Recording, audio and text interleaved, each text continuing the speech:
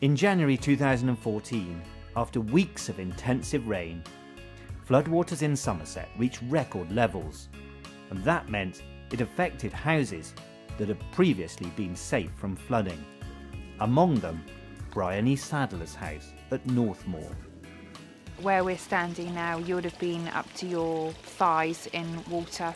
Throughout the whole of the property, there was 2 foot of water in the house, but for 3 weeks, you know, just to even be able to come home and pick up a clean pair of pants, you know, you had to wear waders because you were literally pushing up to your, you know, thighs in water to, get to your home. Because they could see the water coming days before it arrived, Bryony and her family were able to get most of their possessions upstairs. But when the flood came, it still wrecked the kitchen, damaged carpets and floor coverings, warped wooden doors and skirtings, and even saturated the brickwork and plaster, all of which had to be replaced. 165 homes were affected, and the total cost of damage to properties estimated at £16 million. And being flooded also has financial impacts in other ways. We've had one house sale in the village and they got about 2/3 of the price of what it should have been, which actually at the time was a really good price.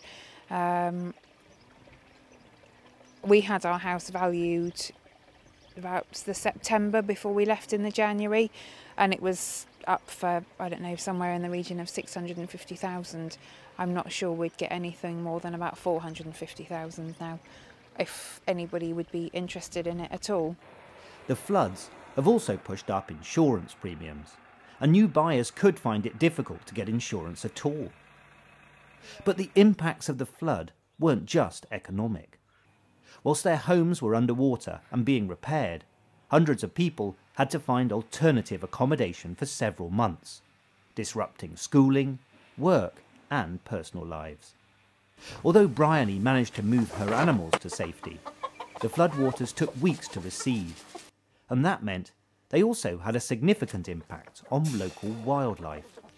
Before we left, we'd see, you know, barn owls floating in the water because they've got nothing to eat, and snakes that would try and swim away from all the flood water, but they'd just drown because they'd just be so exhausted.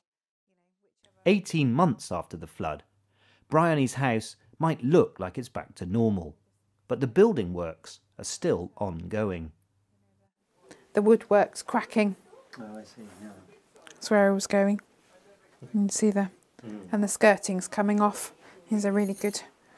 But some of the effects will take even longer to shake off. Ask almost anyone who's experienced a catastrophe like this, and they'll tell you the worst impacts are the emotional and psychological ones. 6 months on now, the thing that I find the hardest is your mental state. People's mental state is so massively affected, and I think probably will be for, I don't know yet.